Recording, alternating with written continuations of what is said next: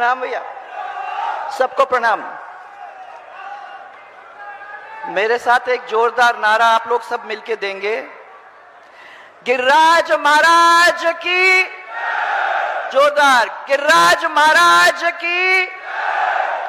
हमारे नदबई के अंदर आए हुए दूर से हमारे राष्ट्रीय अध्यक्ष जी, जिन्होंने सफलतापूर्व इतनी बड़ी पार्टी का दायित्व संभालकर हमारी पार्टी को गौरव के शिखर पर पहुंचाने का काम किया है, ऐसे हमारे राष्ट्रीय अध्यक्ष जी को हम सब की ओर से मैं प्रणाम करना चाहूंगी। जोरदार तालियों के साथ भाइयों।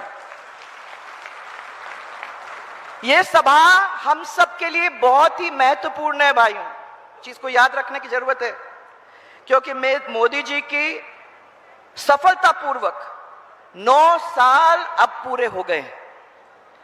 9 साल पूरे हो गए हैं और सर्वप्रथम मैं मोदी जी को हम सब की ओर से बधाई देना चाहती हूं कि उन्होंने 9 वर्षों के अंदर वो करके दिखाया जो कांग्रेस के 9 प्रधानमंत्री आज तक नहीं कर सके।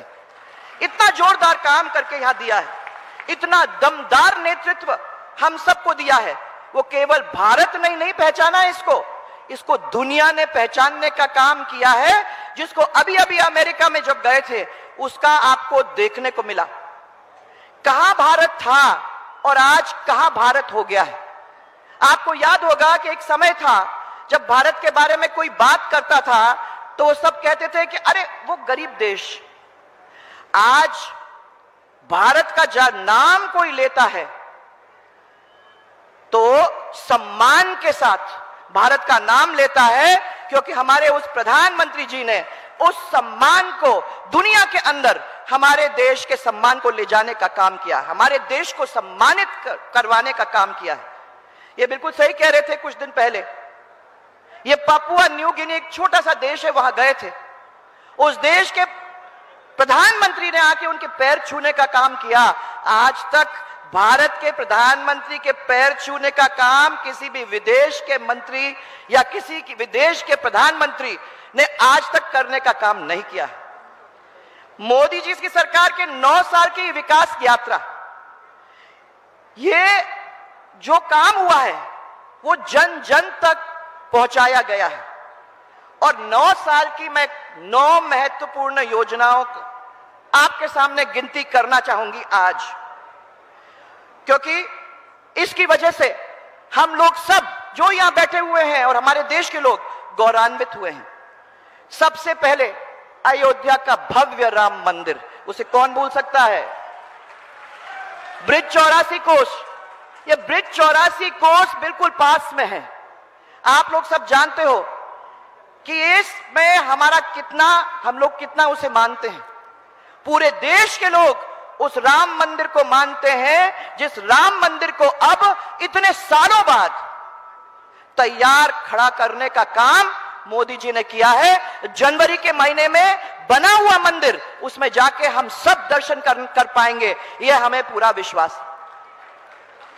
और सबसे खुशी की बात यह है कि हमारे भरतपुर और आसपास के जगह से, हमारे खदानों से जो लाल पत्थर गया है, जब हम यहां से जाएंगे ना वहां दर्शन करने के लिए, तो हम याद करेंगे कि ये हमारे पत्थर से, धौलपुर और भरतपुर के पत्थर से बनाया गया है वो मंदिर, जो हम सबके आस्था का प्रतीक आगे जाके बनेगा। कश्मीर की 370 धारा वो समाप्त कर दी। सम्मान निधि के रूप में हमारे गरीब किसान पूरे प्रदेश के अंदर जो फैले हुए, उनके सबके बैंक अकाउंट में 6-6 हजार रुपया पहुंच गया है, हर साल पहुंचेगा। और मैं समझती हूं कि उसकी वजह से वो किसान मजबूत बनेगा। प्रधानमंत्री आवास योजना, मैं जहां जाती हूं, मुझे याद है, ये राजेंद्र जी बैठे हुए हैं, तो याद है आपका, जब हम लोग बांसवाड़ा में अपनी सरकार के समय सबसे पहले हम लोगों ने ये आवास योजना को चालू किया था, तो हम लोगों ने मॉडल बनाया था। वो मॉडल के अंदर हमने दिखाया था कि हमारे प्रधानमंत्री जी किस किस्म का मॉडल बंगला हमारे छोटे से छोटे गरीब से गरीब कार्यकर्ता को देने के लिए तैयार होने। 2 कमरे, किचन, शौचालय, आंगन, ये सब उनको मिलने का था। और मुझे बड़ी खुशी हुई है कहते हुए आप लोग सबको कि जिन जिन को मिला है उसने गुणगान किया है हमारे प्रधानमंत्री जी का। इतना बड़ा काम उसके साथ हुआ है। उज्ज्वला योजना के अंदर 9 करोड़ 60 लाख लोगों को गैस का कनेक्शन मिला है।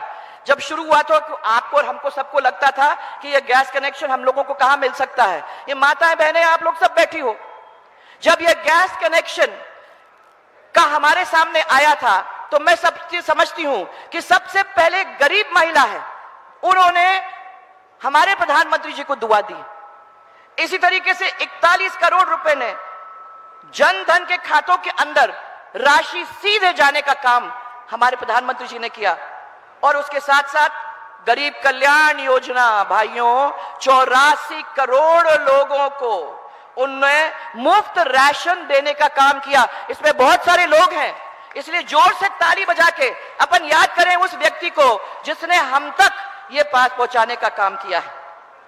12 करोड़ शौचालय हमारे पूरे देश के अंदर, और आयुष्मान भारत योजना के अंदर 29 करोड़ परिवार, उन लोगों को फायदा देने का इन्होंने काम किया है।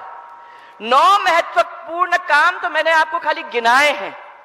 अगर और देखिए तो साथ में make in India, startup India, surgical strike जिसकी वजह से हमारी सबकी इज्जत रही, और ऐसे 3 तलाक की समाप्ति करने का काम जो कोई सोच नहीं सकता था होगा, वो करा के हमारे मोदी जी ने हम सबको दिखाया। ये चर्चा अब हर घर के अंदर सबको मिल गई है। सब लोग जानते हैं कि मोदी जी के कामों से हर बूथ पर हम लोगों को पहुंचाने की जरूरत है। हम सब मिले, अपने बूथों पे जाएं और अपने बूथों पे जाके सब लोगों को समझाने की कोशिश करें कि जिस व्यक्ति ने हमको इतना सब कुछ करके दिया है, तो क्या एक बटन दबाने का काम हम नहीं कर सकते 2024 में? करते सकते हैं कि नहीं कर सकते? सब कर सकते हैं। और मेरा ये मानना है कि जिस व्यक्ति ने इतना काम किया उसके लिए हम लोग 2024 में ये काम जरूर करेंगे।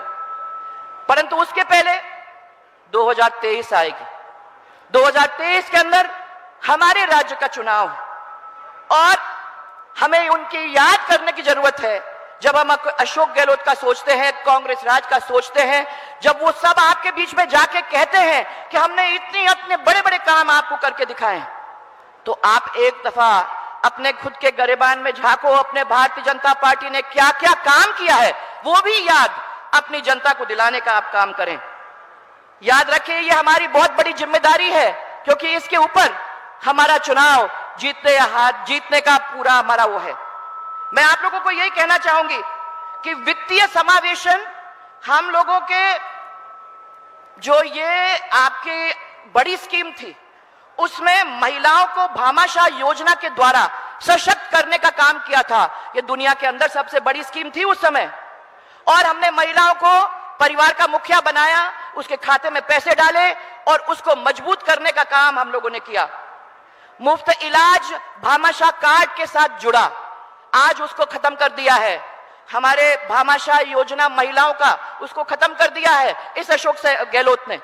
परंतु मैं आपको यह कह दूं कि चिरंजीवी योजना जो उन्होंने चालू की है, लिखा तो उन्होंने है कि 25 लाख हम देंगे, परंतु सही बात तो यह है कि 11,000 से ज्यादा किसी का काम हो नहीं रहा है, किसी को नहीं मिल रहा है 11,000 से ज्यादा।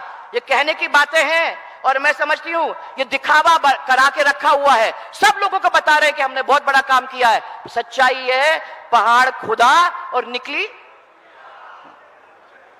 ये है। हमारी सरकार गौरव पथ योजना की बात करती है तो बात ही नहीं करती है सड़क से लोगों को, गांव को जोड़ा। आज विश्वास पथ कांग्रेस ने आपके सामने लाया है। कोई यहां जो मेरे को कह सकता है कि उसके गांव में विश्वास पथ आया? किसी को मिला? वो गौरव पथ ही है, उसके बाद कुछ आया नहीं है, वो भी अपने को मालूम है।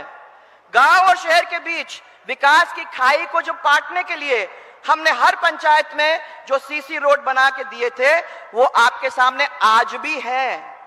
गांव और गरीब उनको सस्ता भोजन पहुंचाने का काम अन्नपूर्णा योजना के द्वारा किया। परंतु अन्नपूर्णा योजना को भी बंद करने का काम इन लोगों ने कर दिया है। सरकार ने पहली बार महिलाओं को पंचायत राज संस्था के अंदर चुनाव में 50% आरक्षण देने का काम किया, ताकि हमारी महिलाओं को मजबूत करने का काम यह सरकार, पिछली सरकार ने किया। मैं आप लोगों को सबको याद दिलाना चाहूंगी कि भरतपुर के अंदर भी कोई छोटा मोटा काम नहीं, सबसे पहले संभाग बनाने का काम भारतीय जनता पार्टी की सरकार ने किया। उसके बाद आपका जो यूनिवर्सिटी बनी है सूरजमल महाराज के नाम से, उस यूनिवर्सिटी को भी हमारी सरकार ने बना के आप लोगों को दिया, और इंजीनियरिंग कॉलेज खोलने का काम किया। और मंदिर खोले पर बिहारी जी के मंदिर को कोई भी जाके दर्शन करके आ जाए तो आप लोग सब देखेंगे कि कितना अच्छा काम वहां हुआ है। ब्रिज 84 परिक्रमा याद है आपको कि यहां कितने लोग बैठा करते थे धरने पे, और वो ब्रिज 84 परिक्रमा को पूरा करके हम लोगों ने अपने इस भूमि की इज्जत को बनाने की कोशिश की है, और साथ साथ में हमारे धर्म और हमारी आस्था के प्रतीक को हमने फिर से मजबूत किया है। ये लोग उसकी नहीं सोचते, ये बिल्कुल नहीं सोचते। और आपको याद होगा कि आखिर में हमारे एक संत को अपनी जान देनी पड़ी, क्योंकि यहां इस क्षेत्र के अंदर माइनिंग का जो दिन दहाड़े इलीगल माइनिंग चल रहा था, 550 दिन बैठने के बाद जब किसी ने सुना नहीं, तो ऐसे हमारे ब्रिज 84 चोस को बचाने के लिए उन्होंने अपनी जान की आहुति हमारे लिए दी है। मैं यहां यह भी कहना चाहूंगी कि तेजी से हमारा भूजल गिर रहा था, तो याद होगा आप लोगों को कि हमने ईस्टर्न राजस्थान कैनाल का नाम उनको उठाया। अब उस ईस्टर्न राजस्थान कैनाल के नाम को इस अशोक गहलोत ने अच्छी तरह से अंटे में डालने की कोशिश की है कि हमें पैसा खर्च करने की जरूरत नहीं ना हो, और हमें कहने की जरूरत ही ना हो।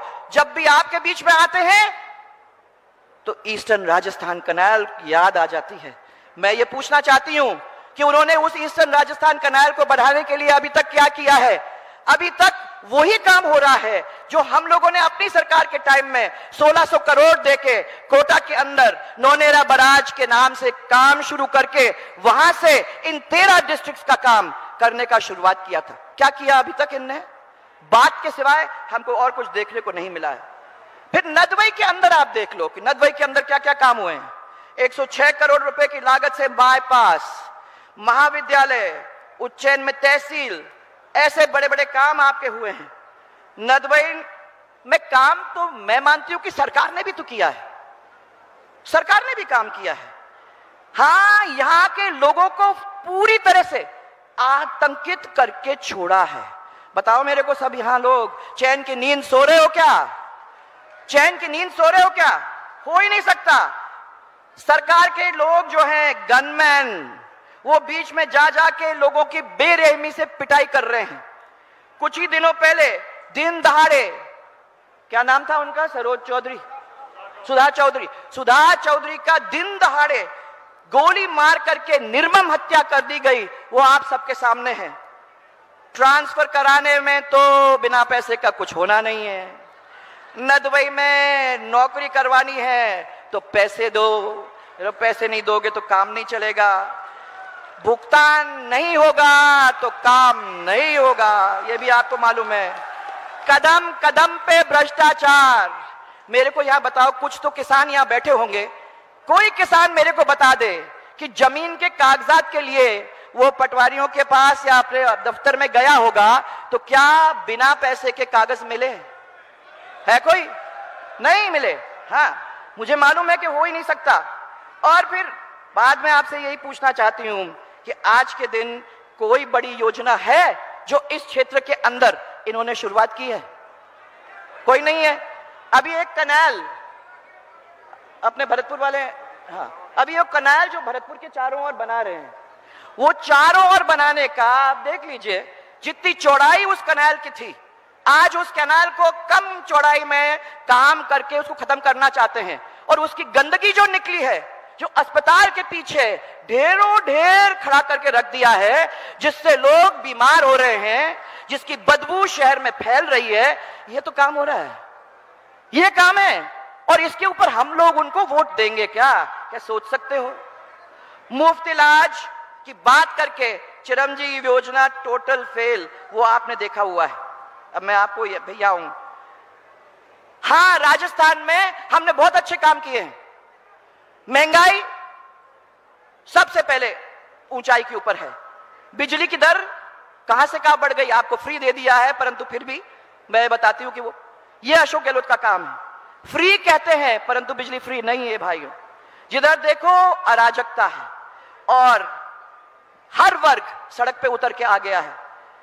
नतीजा ये हो गया है कि लोग एक दूसरे से लड़ने के लिए तैयार हो गए हैं। हमारे युवा रीट के परीक्षा के अंदर पूरी तरह से मारे गए हैं। आज ना उनका पैसा उनको वापस दिया गया है और ना कोई उनको नतीजा आया है। ये तो बच्चों की हालत है।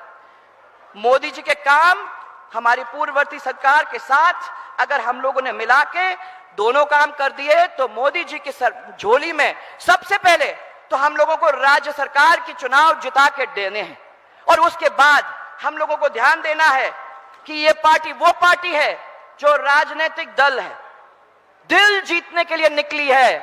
खाली बात करने से नहीं काम होता, दिल जीतकर जमीन के ऊपर काम करने का काम हम लोगों ने अब उसका बीड़ा उठाया है और ये पार्टी उसको करके जाएगी। आज हमारे बीच में हमारे राष्ट्रीय अध्यक्ष आए हुए हैं। मैं उनको ये कहना चाहती हूं कि यहां एक एक व्यक्ति जो है वो ये संकल्प लेके जाएगा कि यहां से जाएगा, वो गांव में लोगों को बताएगा, अपने बूथों में बात करेगा और इस क्षेत्र के अंदर आप जो कैंडिडेट दोगे उसको जिता के वापस आपके झोले में डालने का वो काम करेगा। ये संकल्प लेके सब लोग यहां से जाएंगे और इसलिए दोनों जन हाथ ऊपर करके एक मेरा नारा देना, गिरिराज महाराज की जय जय राजस्थान। आपको बहुत बहुत मेरा धन्यवाद और मेरा विश्वास है कि इस संकल्प पे आप पूरी तरह से खरा उतरोगे। धन्यवाद।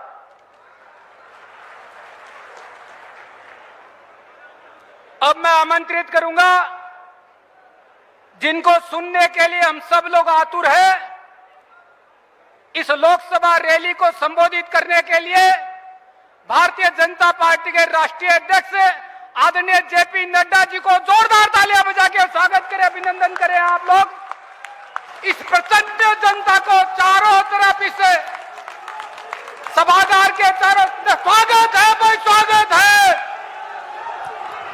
स्वागत है भाई, स्वागत है, स्वागत है भाई, स्वागत है। बोलिए भारत माता की, भारत माता की।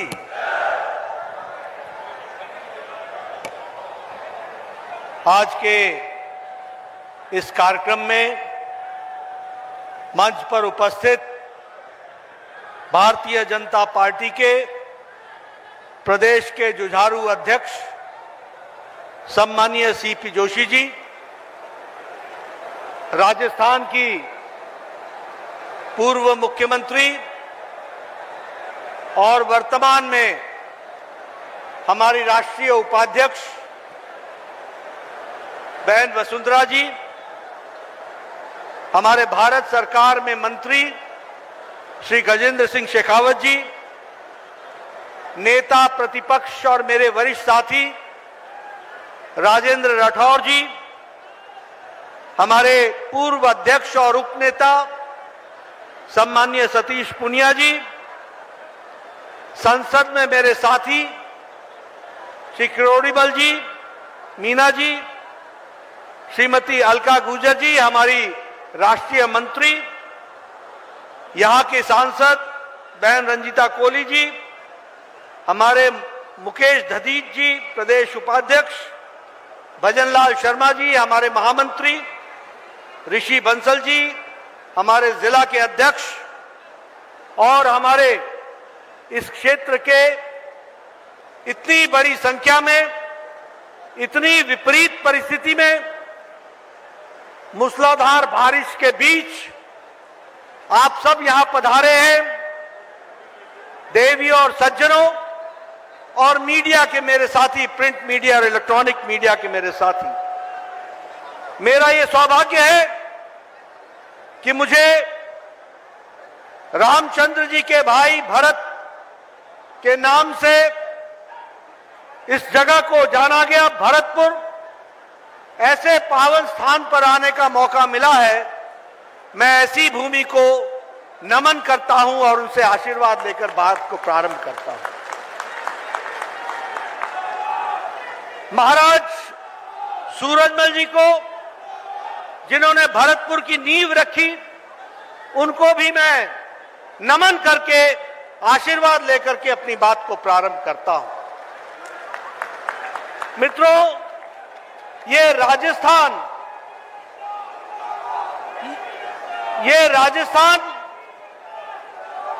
वीरों की भूमि है, तपस्वियों की भूमि है, देशभक्तों की भूमि है, स्वाधीनता संग्राम में अपने आप को आहूत करने वालों की भूमि है। ऐसे वीर भूमि को भी मैं नमन करके अपनी बात को प्रारंभ करता हूं। अभी अभी वसुंधरा जी आपके सामने, और उससे पहले सीपी जोशी जी और राठौर जी ने आपके सामने हमारी सरकारों ने जो काम किया उसके बारे में चर्चा की है। और उन्होंने आपको बताया कि किस तरीके से उनके समय में, जब वसुंधरा जी मुख्यमंत्री थी और नरेंद्र मोदी जी का आशीर्वाद रहा, तो किस तरीके से राजस्थान तीव्र गति से आगे बढ़ा, इसके बारे में उन्होंने आपके सामने चर्चा की।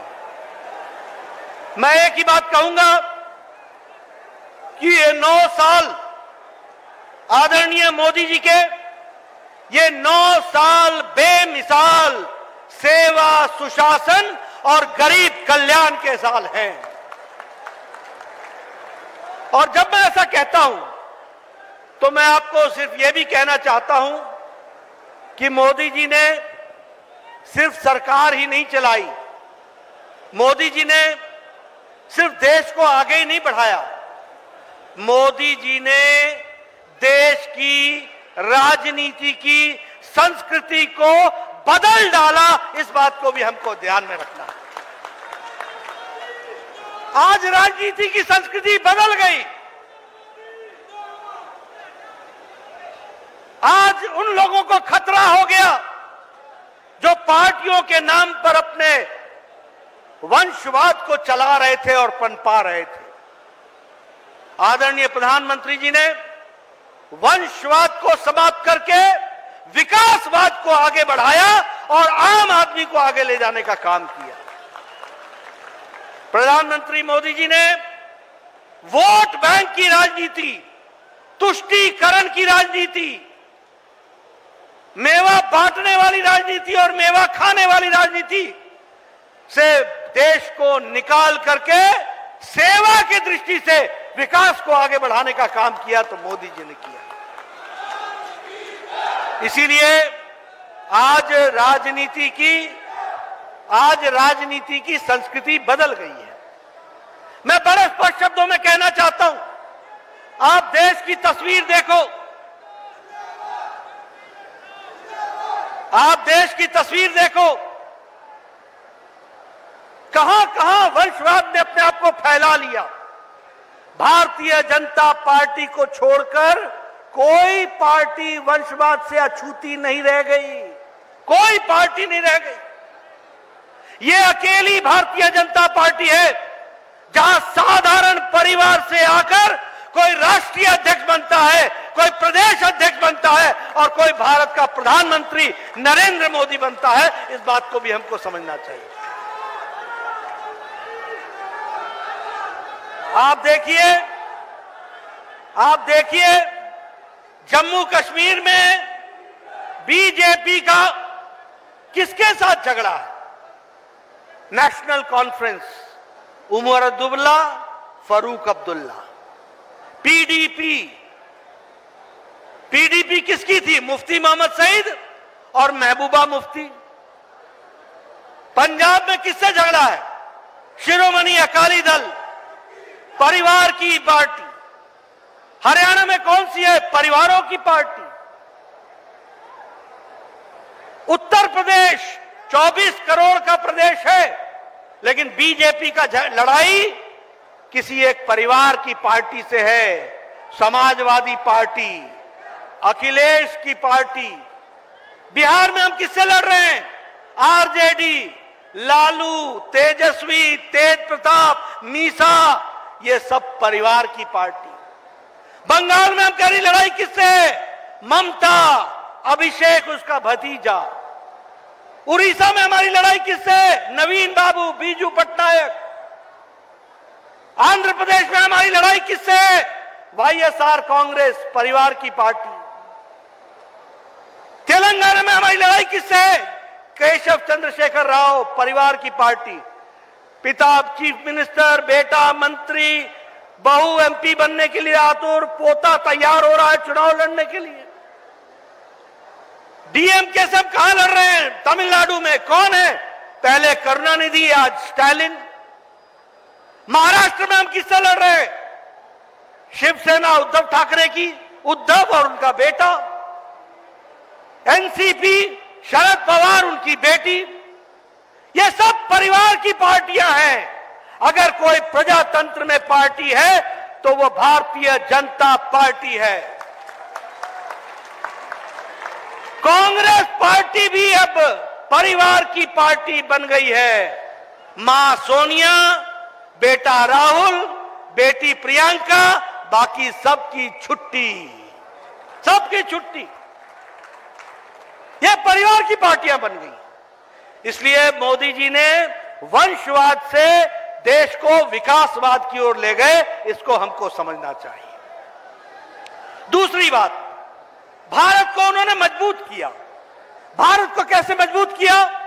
गांव, गरीब, वंचित, पीड़ित, शोषित, दलित, युवा, महिला, किसान, इनको ताकत देकर के, शक्ति देकर के, सशक्तिकरण करके उन्होंने देश को मजबूत किया। अभी अभी वसुंधरा जी कह रही थी, प्रधानमंत्री गरीब कल्याण अन्न योजना 80 करोड़ की जनता को, और उसमें से 4 करोड़ 40 लाख राजस्थान में है। 4 करोड़ 40 लाख जिनको मोदी जी ने 5 किलो गेहूं, 5 किलो चावल, 1 किलो दाल देकर के किसी को भी भूखा सोने नहीं दिया है। कितनी जनता है? 80 करोड़। राजस्थान की कितनी है? 4 करोड़ 40 लाख। आपको मालूम है इससे क्या फर्क पड़ा है? इससे फर्क यह पड़ा कि इंटरनेशनल मॉनिटरी फंड IMF अब यह कहता है कि भारत की गरीबी 22% से घटकर 10% से भी कम रह गई है। यह भारत की उभरती तस्वीर है। आपको मालूम है इंटरनेशनल मॉनिटरी फंड क्या कहता है? इंटरनेशनल मॉनिटरी फंड कहता है कि भारत की अति गरीबी 1% से भी कम आ गई है। ये बदलता भारत है, ये आगे बढ़ता भारत है, ये गरीबों को ताकत देने वाला भारत है। अगर हम बात करें प्रधानमंत्री आवास योजना, 4 करोड़ लोगों को आवास मिला है, और यहां राजस्थान में 20 लाख लोगों को आवास, पक्के मकान देने का काम नरेंद्र मोदी जी की सरकार ने किया है। देश में 4 करोड़ और 20 लाख मकान राजस्थान में दिए। मैं कई बार ये घटना सुनाता हूं। किरोड़ीमल जी भी बड़े पुराने MLA, बड़े पुराने MP रहे हैं। मैं भी 93 में MP बन गया, MLA बन गया था।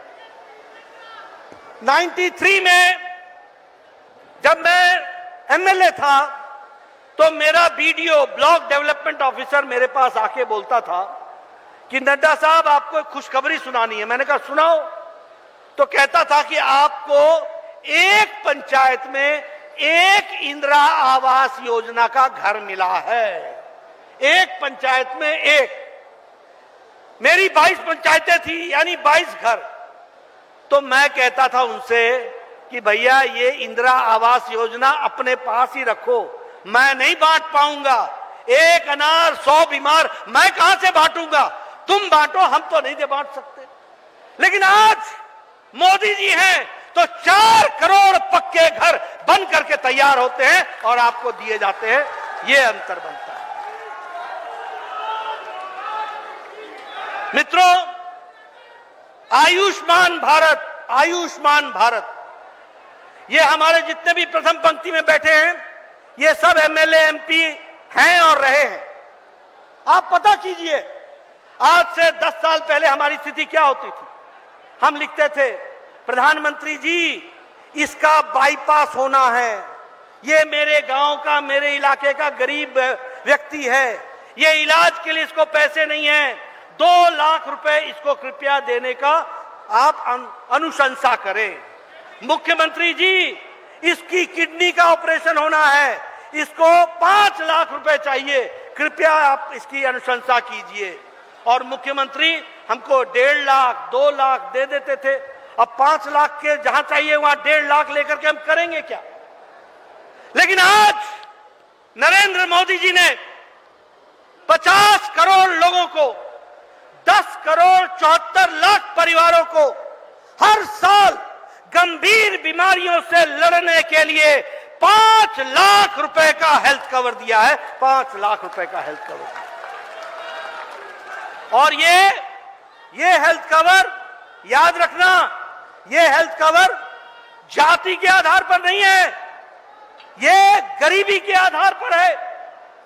रेड़ी वाला, फेड़ी वाला, रिक्शा वाला, ठेला वाला, सब्जी वाला, बस का ड्राइवर, बस का क्लीनर, लिफ्ट चलाने वाला, कूड़ेदान से प्लास्टिक इकट्ठे करने वाला, ऐसे गरीब परिवार को मोदी जी ने 5 लाख रुपए का हेल्थ कवर दिया है। यह बदलता भारत। मैं एमपी था, मेरा लिफ्टमैन मुझे डेली अपने मकान से नीचे छोड़ता था। उसके चेहरे पर मैंने कभी खुशी नहीं देखी थी। मैंने पूछा, क्या बात है, तू हमेशा मुरझाया मुरझाया सा रहता है? कहने लगा, मेरी श्रीमती को हार्ट की प्रॉब्लम है, 2 लाख रुपए लगने हैं, मैं दे नहीं सकता हूं। मुझे नहीं मालूम था कि मैं आगे चल करके देश का हेल्थ मिनिस्टर बनूंगा। लेकिन उस समय मैंने राम मनोहर लोहिया हॉस्पिटल में उसके बारे में बातचीत की और हमको वहां के मेडिकल सुपरिंटेंडेंट ने कहा, बिल बनवा करके भिजवा दीजिए, मैं इसकी व्यवस्था करूंगा। और उसका ऑपरेशन हुआ और पहली बार उस लिफ्टमैन को मैंने हंसते हुए देखा, मुस्कुराते हुए देखा। ये भी हमने गरीबी देखी। गरीब आदमी इलाज नहीं करा सकता था। कैंसर हो जाए तो समझो तुम्हारा मकान बिक गया, तुम्हारा घर बिक गया। आज हर साल 5 लाख रुपए, यह है गरीब आदमी का सशक्तिकरण। अगर मैं बात करूं जल जीवन मिशन की, हम तस्वीरें देखते थे, महिलाएं जा रही हैं 3 किलोमीटर पानी लाने के लिए, 3 किलोमीटर पानी लाने के लिए, 4 किलोमीटर पानी लाने के लिए। आज 9 करोड़ 50 लाख लोगों के घर में पानी पहुंचाया जा रहा है। 9 करोड़ 50 लाख। और आपको जानकर खुशी भी होगी और दुख भी होगा। खुशी इस बात की होनी चाहिए कि जल जीवन मिशन में सबसे ज्यादा पैसा गजेंद्र शेखावत ने राजस्थान को दिया है और राजस्थान को जल जीवन मिशन में पैसा दिया। और दुखदाई खबर यह है कि गहलोत सरकार ने भ्रष्टाचार के कारण सबसे ज्यादा घोटाला और सबसे ज्यादा घटिया काम किया है, तो गहलोत सरकार ने किया है। यह भी आपको ध्यान रखना। 32 स्टेटों में 29वें नंबर पर राजस्थान खड़ा है। बोलो, ऐसी सरकार को प्रदेश में रहने दोगे क्या? रहने दोगे क्या? जो तुमको प्यासा मारे, इसको रहने दोगे क्या? नवंबर में इनको वोट से प्यासा कर देना, समझ में आ जाएगा, और आगे जिता देना भारतीय जनता पार्टी को, फर्क समझ में आ जाएगा। और गजेंद्र जी का पैसा, मोदी जी का आशीर्वाद आप तक मिल जाएगा और पानी पहुंचेगा। ये बात भी आप ध्यान में रखिएगा।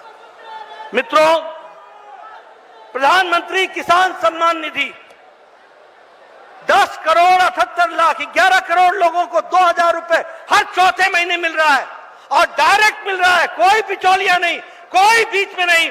मोदी जी एक बटन दबाते हैं और 15 सेकंड के अंदर 10 करोड़ 78 लाख किसान के खाते में 2-2 हजार रुपए पहुंच जाता है। यह बदलता भारत है, इसको भी हमको ध्यान में रखना चाहिए। मित्रों, आज भारत की अर्थव्यवस्था 10वें नंबर से 5वें नंबर पर पहुंच गई है। हमने जिसने हमको 200 साल राज किया ब्रिटेन, उसको पछाड़ करके हम 5वें नंबर की अर्थव्यवस्था बन गए हैं।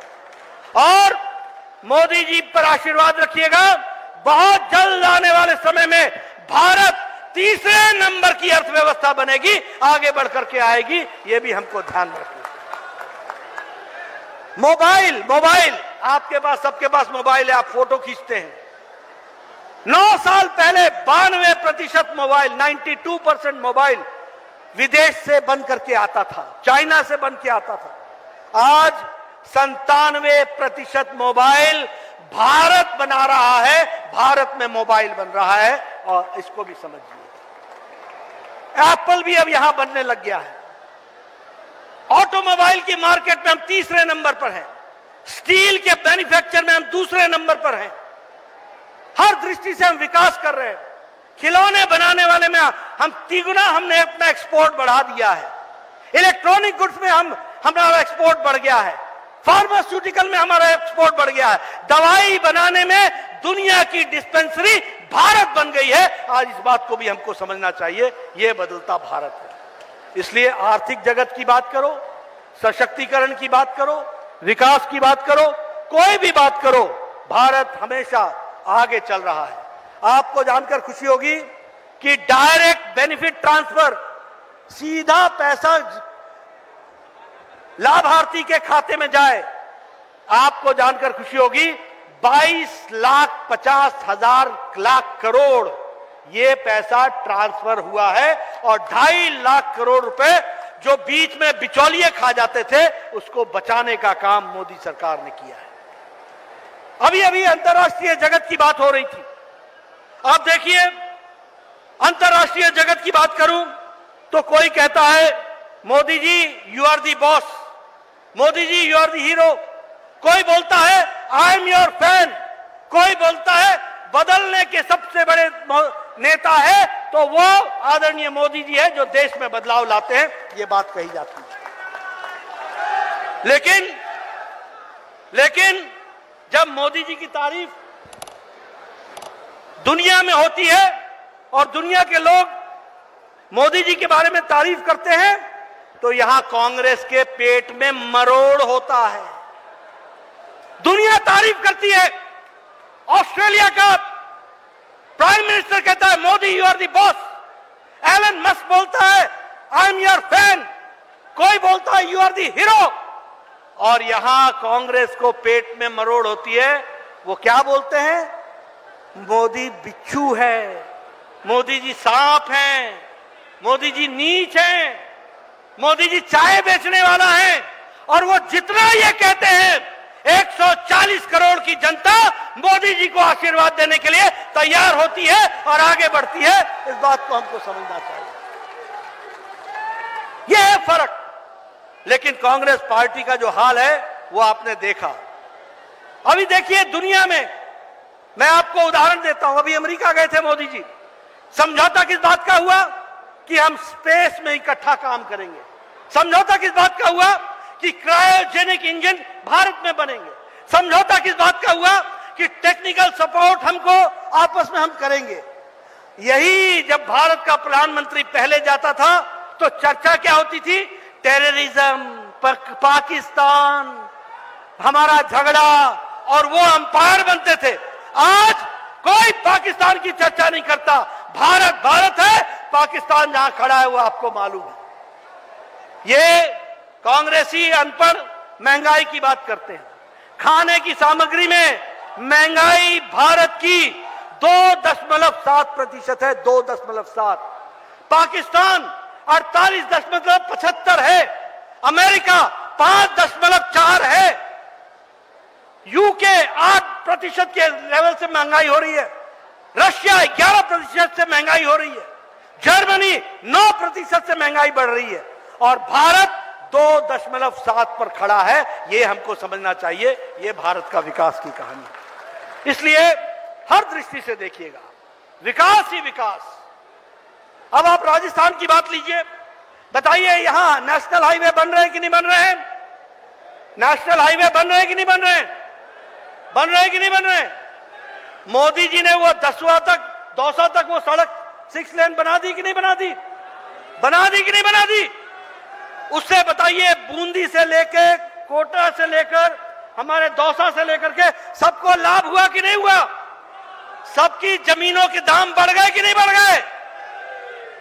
ये विकास की कहानी। कहीं मेट्रो बन रहा है, कहीं अंडरपास बन रहा है, कहीं ओवरब्रिज बन रहा है, कहीं एलिवेटेड रोड बन रहा है। 5000 किलोमीटर की सड़क राजस्थान में बनी है, 5000 किलोमीटर की नेशनल हाईवे की सड़क, और 54,000 किलोमीटर नेशनल हाईवे बना है। यूपीए के टाइम में एक दिन में 12 किलोमीटर सड़क बनती थी। मोदी जी के टाइम में प्रतिदिन 29 किलोमीटर नेशनल हाईवे बनता है। यह विकास की कहानी। रेल की पटरी 5 किलोमीटर बिछती थी, आज 8 किलोमीटर प्रतिदिन के हिसाब से रेल की पटरी बच रही है। विकास की नई कहानी लिखी जा रही है।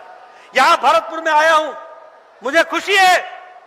वसुंधरा जी उस समय मुख्यमंत्री थी, मैं स्वास्थ्य मंत्री था। हम लोगों ने यहां पर 23 मेडिकल कॉलेज दिए, 23 मेडिकल कॉलेज, 11 मेडिकल कॉलेज चल पड़े हैं, और भरतपुर को भी मेडिकल कॉलेज दिया है। यह भी आप ध्यान में रखिएगा, विकास के लिए दृष्टि से आगे बढ़ाया। जल जीवन में पैसा दिया जा रहा है, विकास के लिए दिया जा रहा है। हर दृष्टि से नेशनल इंस्टीट्यूट आ रहे हैं, रेल की नई पटरियां बन रही हैं। आपके सारे रेलवे लाइन इलेक्ट्रीफाई कर दिए कि नहीं कर दिए? सारों का इलेक्ट्रिफिकेशन हो गया कि नहीं हो गया? इसलिए विकास को आगे बढ़ाने का काम मोदी जी की सरकार ने किया है, और उसको बखूबी आगे बढ़ाया है। यह भी हमारे सबके सामने है। यह वंदे भारत ट्रेन अजमेर से चलती है और दिल्ली कैंट से चलती है अजमेर। यह कभी सोचा था कि इस तरीके से? यह वंदे भारत ट्रेन नहीं है, यह भारत के नए भारत का निर्माण का रास्ता है। इस बात को भी हमको समझना चाहिए। लेकिन मित्रों, मुझे दुख के साथ कहना पड़ता है कि गहलोत जी की सरकार आकंठ भ्रष्टाचार में डूबी हुई सरकार है। आकंठ भ्रष्टाचार में डूबी हुई सरकार है। इनके पत्रकार मेरी बात नोट कर लेना, इन्होंने एक एक अपने एमएलए को भ्रष्टाचार का खुला लाइसेंस दे रखा है, और भ्रष्टाचार एक नहीं अनेकों तरीके से हो रहा है।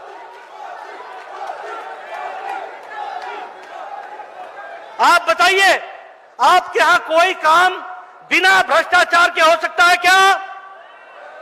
बिना घूस के होता है क्या? बिना अंदर से पैसा दिए होता है क्या?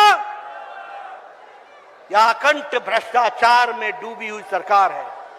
गहलोत को मुख्यमंत्री बनाए रखो, तुम लूट लो जितना लूटना है, छूट है लूट की, ले लो जितना मर्जी।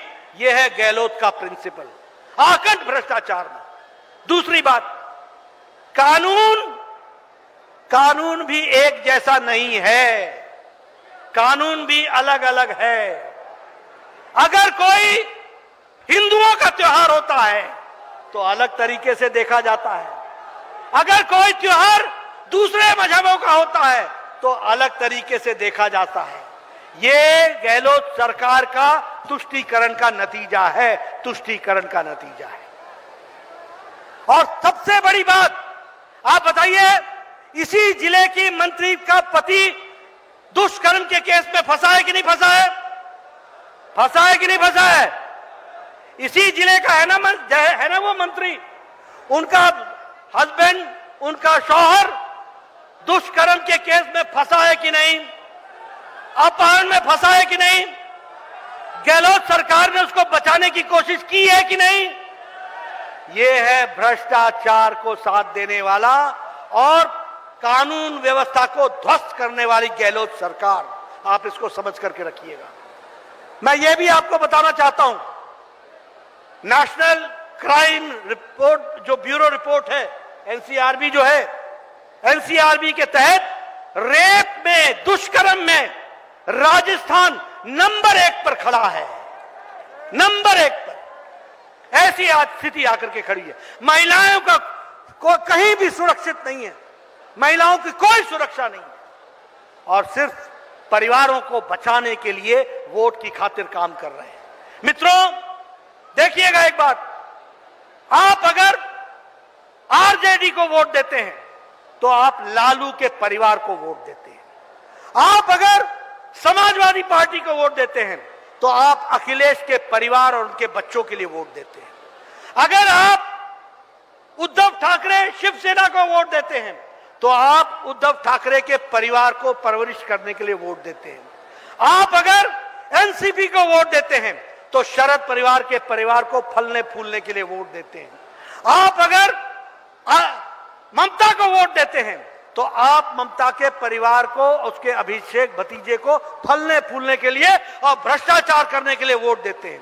आप अगर तेलंगाना में केसीआर को वोट देते हैं तो उसके परिवार को फलने फूलने के लिए वोट देते हैं। आप अगर वाईएसआरपी को, वाईसी आरएसपी को वोट देते हैं, कांग्रेस को, तो आप वहां पर जगन रेड्डी के परिवार को वोट देते हैं। लेकिन अगर आप मोदी जी को वोट देते हैं तो याद रखिएगा, आप देश के लिए और अपने बच्चों के लिए, भविष्य के लिए वोट देते हैं। ये आप याद रखिएगा।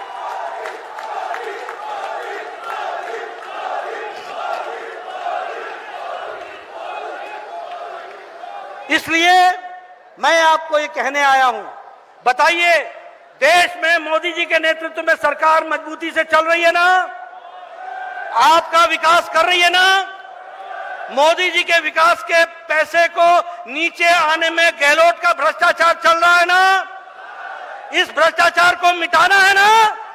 अगर मिटाना है तो राजस्थान में कमल खिलाना है, खिलाना है, खिलाना है।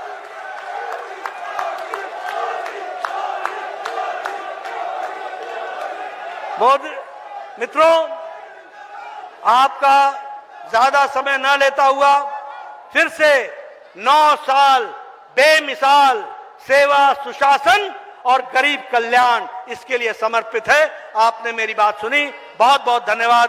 जय भारत, जय राजस्थान। बहुत बहुत धन्यवाद आदरणीय अध्यक्ष जी। अब मैं निवेदन करूं